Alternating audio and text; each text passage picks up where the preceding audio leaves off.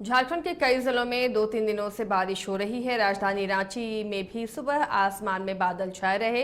मौसम विभाग ने पहले ही येलो अलर्ट जारी कर रखा है। बंगाल की खाड़ी के उत्तरी हिस्से में निम्न दबाव का क्षेत्र बना है और ये उसी का असर कहा जा रहा है। मौसम विभाग ने कहा कि राज्य के कई हिस्सों में अभी 22 सितंबर तक बारिश होने की संभावना है। कई जगहों पर वज्रपात भी होगा। इसे लेकर अलर्ट रहने का निर्देश जारी किया है।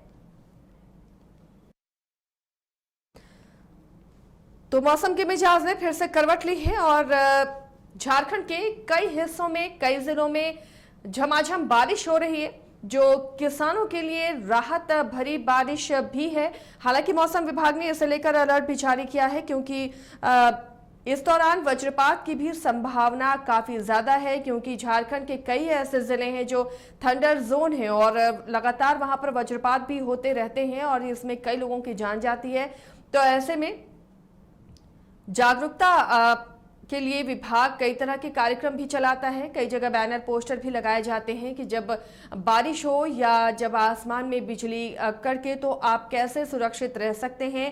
पेड़ के नीचे शरण नहीं लेना चाहिए और इकट्ठे नहीं लोगों को रहना चाहिए, एकजुट नहीं होना चाहिए ऐसे मौसम में, क्योंकि लोगों की भीड़ जहां पर होती है वहां पर अमूमन वज्रपात की संभावना बढ़ जाती है। तो ऐसे में किसी सुरक्षित स्थान की शरण लें और अलग अलग जगहों पर लोग रहें, ना कि एक जगह इकट्ठा होकर इस पानी से बचने की कोशिश करें।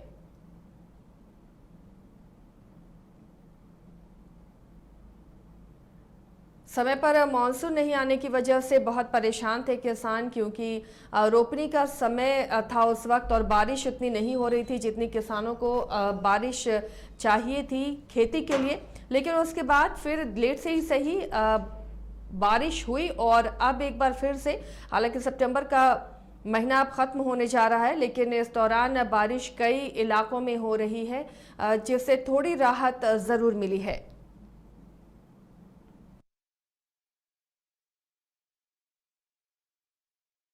झारखंड के कई जिले हैं जो सुखाड़ की मार झेल रहे हैं और ऐसे में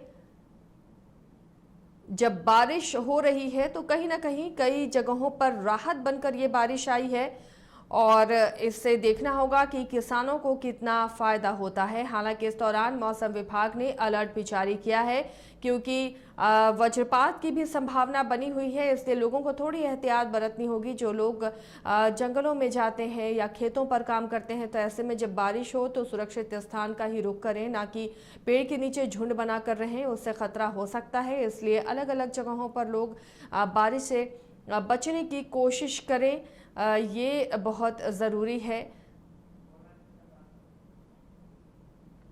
सहयोगी शहनवाज भी जुड़े हुए हैं, उनसे समझते हैं इस बारिश किसानों के लिए कितनी राहत लेकर आई है। शहनवाज, जब झारखंड के कई जिले सुखाड़ की चपेट में हैं, ऐसे सितंबर महीने के आखिरी सप्ताह में हम कह सकते हैं झमाझम बारिश और 22 तक मौसम विभाग ने संभावना जताई है बारिश की, ऐसे में किसानों के लिए बारिश कितनी राहत लेकर आई है?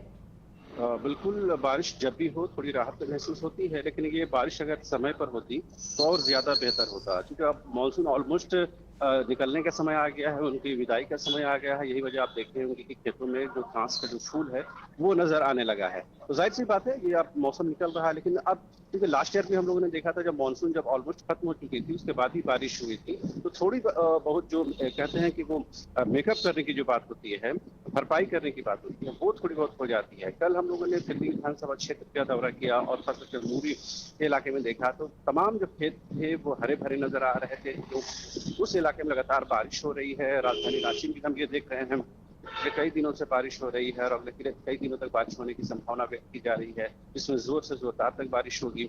लेकिन ये बारिश, मैंने कहा कि अगर समय पर होती तो और ज्यादा बेहतर होता। आपने बिल्कुल सही कहा कि कई ऐसे जिले हैं जो अब तो ड्रॉट लाइक सिचुएशन की हालत में है और जाहिर सी बात है सरकारी घोषणा होने में कई महीने लग जाएंगे इसके कि यहाँ पर सुखाड़ की स्थिति है।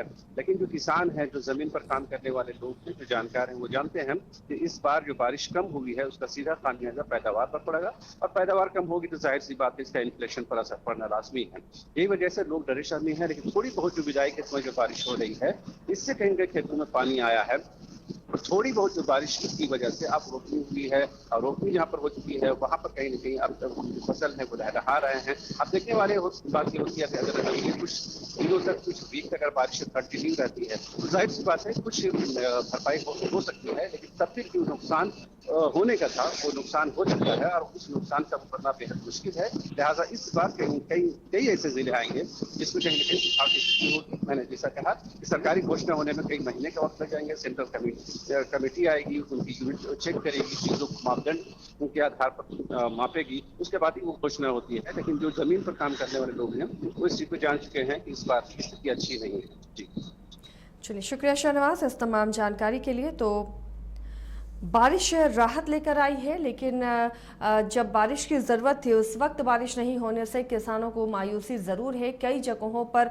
धान की फसलें बर्बाद हो गई हैं और झारखंड के कई ज़िले अभी सुखाड़ की तरफ हैं और सूखाग्रस्त वो घोषित हो सकते हैं, क्योंकि जब बारिश होनी चाहिए तो उस वक्त बारिश नहीं हुई। लिहाजा ये जो अब बारिश हो रही है, थोड़ा मौसम ज़रूर नरम हुआ है। जिस तरह से गर्मी पड़ रही थी, लेकिन अभी 22 तक ये बारिश की संभावना मौसम विभाग ने जताई है। लेकिन इस दौरान थोड़ा एहतियात बरतना होगा, क्योंकि वज्रपात की भी संभावना बढ़ी हुई है।